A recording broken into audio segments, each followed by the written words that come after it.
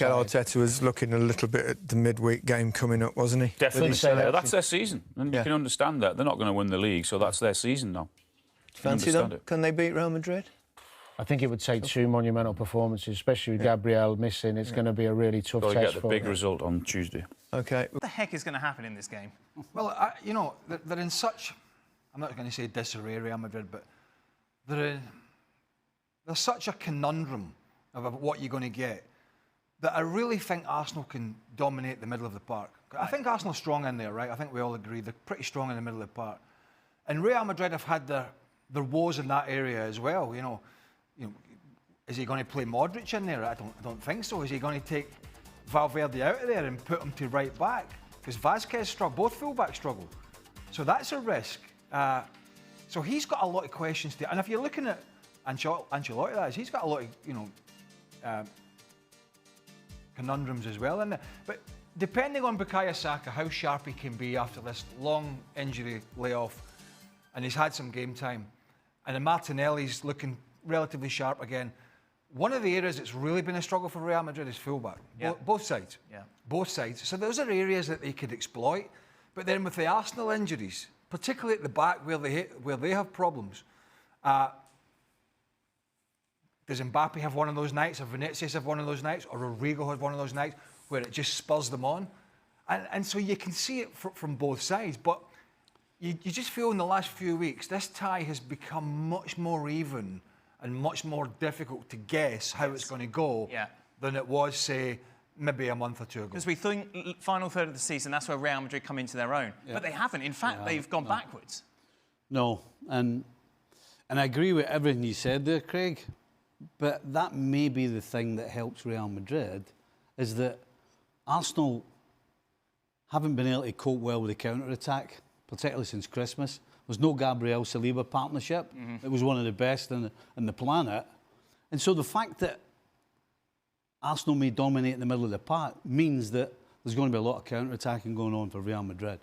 And when you've got loads of space and time on the ball and you can get yourself in 1v1 situations, surely people like Vinny and Mbappe, they are absolutely screaming out to do that. Because they're going to cheat, aren't they? Particularly at the Emirates. Yeah. When I say cheat, they're not going to track back, or they're going to half-heartedly track back. And I expect Arsenal, and particularly in the home game, to have the lion's share of possession, with Odegaard trying to find Odegaard and all that, where they're prodding away.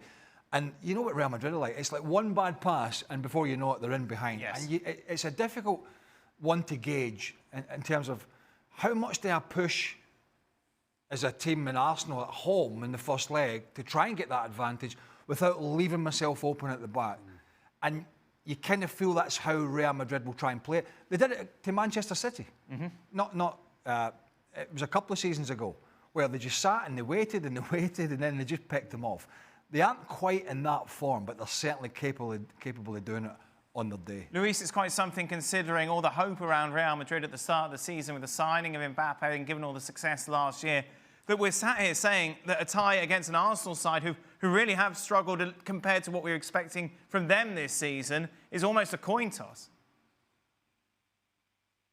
Yeah, it's a cough. You always don't have to forget that when Real Madrid is going to play at home in the second leg, it's always going to be big favourite. I think the only concern for Real Madrid is that we don't know what kind of Real Madrid we're going to see when they play at Arsenal. When they play away, it's a totally different team. We don't know. We know that both teams are very vulnerable. We know that Real Madrid is a very attacking team in transition, but in defense is struggling. I didn't see the game against Everton, but I saw Arsenal against Fulham, and also defensive transition. They had so many problems because they commit players. So both teams are going to have exposure.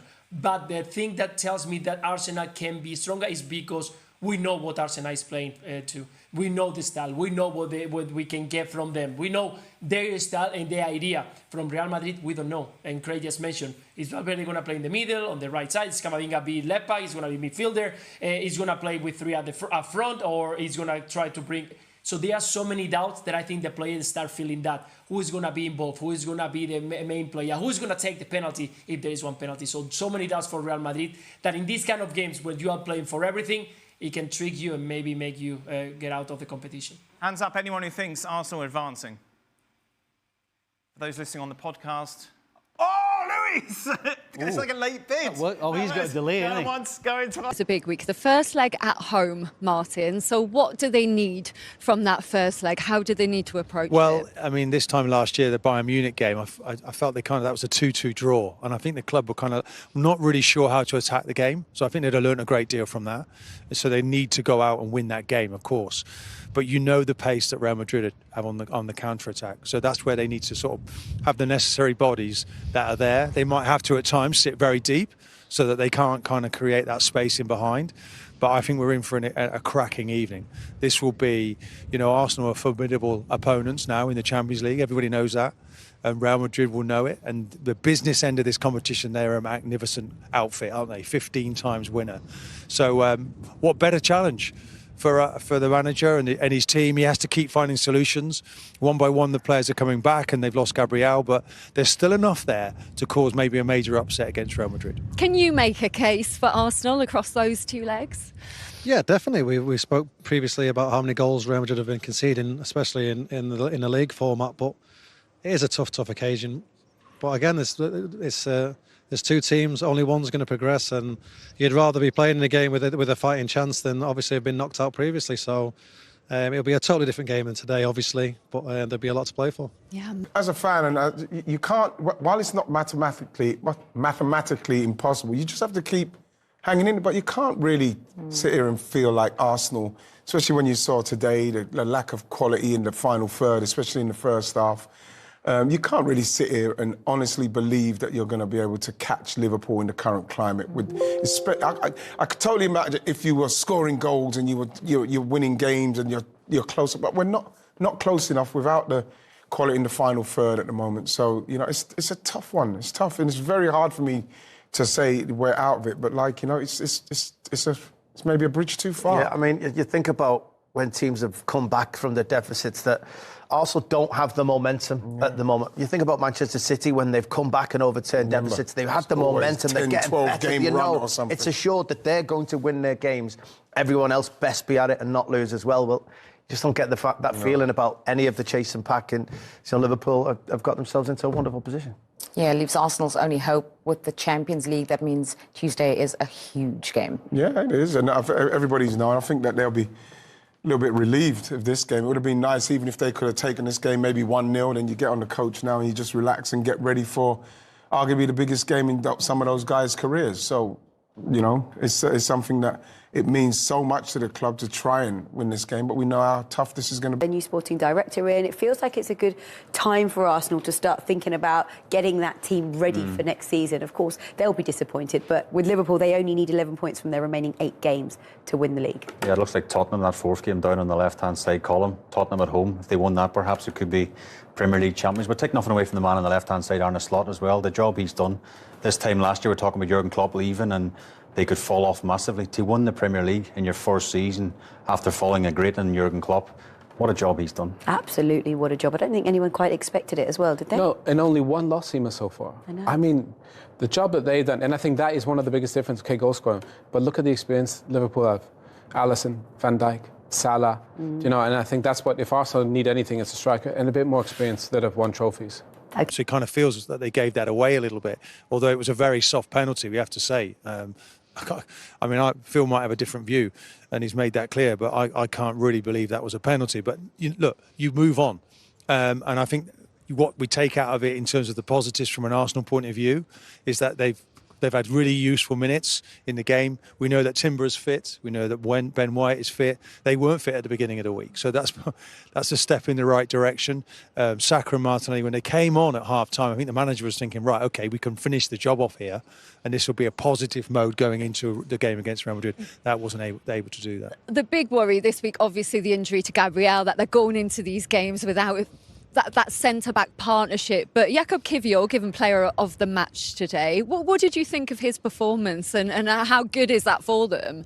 Well, the stats speak for themselves. Obviously, Everton didn't manage to conjure up too many shots on target, and you got to put that down to the defensive unit. Obviously, he was a massive part that I got given player of the match. Yeah, there was certain elements when he was left on the ball that he looked a little bit more uncomfortable, but as far as the defensive job went, he didn't really put a foot wrong. So I'm sure Mikel, as Martin just said, he is trying to make a culture that is basically as much as they may be looking at the game next week, they were never coming here not to get anything less than the 3 points. The penalty, as much as I was trying to wind you up, it was. You felt it was soft as well, didn't you? It was soft. It was a bit more tongue-in-cheek. There was definitely a penalty, but as we've said, these moments don't seem to be overturned. And like you said, it's not the end of the earth that Arsenal have come away with 1 point, because I think they were particularly out the title race. But and again, Mikel was just letting people know that he did come here for 3, and that is the mentality that he's showing for the rest of his team. And it's a big week ahead of them now. All about the Champions League as we welcome in Lewis and Jules are with us. Let's take a look at how the bookies have things set as to who will advance to the semi-finals. Remember, the first quarter-final is this week. Real Madrid, defending champions, 5-9 on. Arsenal coming in as outsiders, 13-10. Can we have this discussion without anybody saying, yeah, but it's Real Madrid and it's the Champions League? I said that earlier. That's the problem, isn't it? The whole thing. Because both teams have got real problems coming into this tie, Jules. That's fair, isn't it? Yeah, that's fair, absolutely. They're far from perfect. They're far from at their best. They have issues, whether it's some injuries for some, whether it's not the great form for both of them, really. Some unbalance there defensively, certainly for Real Madrid. Going forward, like Stevie just said, for Arsenal, where there's clearly a lack of something that even Saka coming back from his injury, just 2 games in, is not fit enough, really, and not ready to change that. So it'd be very interesting. The second leg being in Madrid is obviously an advantage, but you could also say that collectively Arsenal are probably better than this Real Madrid team, but Real Madrid have the individual quality, certainly, and talent that maybe Arsenal don't have right now. April will give football fans for quarter-final matchups to look forward to, including Real Madrid versus Arsenal. This is expected to be a good pair of Champions League fixtures. The first leg will be at the Emirates. Realistically, either side could progress to the next round. They are one of the 2 remaining Premier League and La Liga teams in the competition. Both will be looking to show their quality on Europe's biggest stage. The round of 16 for the Gunners was assured after a 7-1 away victory against PSV Eindhoven in the first leg. During the league phase, Arsenal finished 3rd with 19 points and only 1 loss. Hosting the first leg, the Emirates will host the upcoming quarter-final fixture on April 8th. The Spaniards' journey to this stage of the tournament has been less straightforward. Atletico Madrid took their Spanish capital rivals to penalties, but Carlo Ancelotti was left standing after the shootout. They finished 11th with 3 losses and 15 points before the knockout phase started. Declan Rice will be an important player for Arsenal. The midfielder will need to be at his best and win back possession to find his teammates further up the pitch for the EPL side to make it to the semi-finals. Bukayo Saka is expected to return after a long absence due to injury. Martin Odegaard must also unlock the opposition defence through his playmaking abilities. To counter Rice, Jude Bellingham must patrol the midfield against his countrymen. Either Kylian Mbappé or Vini Jr. must have good games for Madrid. At this point, they each have 7 goals in Champions League play, but they will need to build on that if they're going to advance. These sides have only met once before. During the 2006 Champions League round of 16, Arsenal won 1-0 on aggregate. The lone Thierry Henry goal at the Bernabeu proved enough as the second leg resulted in a 0-0 draw at the Emirates. There is a reason why this matchup is so intriguing. Many favour Ancelotti ensuring safe passage with this group. Arteta's team, however, is good enough to play spoiler. The winner of Real Madrid versus Arsenal over the 2 legs could easily win it all in 2025. Antonio Rudiger and Kylian Mbappé are both free to face Arsenal in Tuesday's Champions League quarter-final first leg after avoiding an immediate suspension. UEFA opened an investigation into Real Madrid celebrations after the last 16 triumph over Atletico Madrid, with Rudiger and Mbappé under scrutiny alongside Vinicius Jr. and Dani Ceballos for a series of gestures. Most of Madrid's concern revolved around Rudiger, who was seen running his thumb across his throat towards the crowd. There were significant fears that he would be handed a suspension and ruled out of the Arsenal clash. While UEFA have issued both Rudiger and Mbappé with 1-game bans, they will not be enforced immediately and will instead be subject to a 1-year probation, meaning the pair are both free to face Arsenal on Tuesday. Rudiger has been issued a fine of 40,000, while Mbappé will pay 30,000 for his own gesture. Ceballos has avoided any sort of ban and has simply been issued a 20,000 suspension, while no further action was taken against Vinicius. The news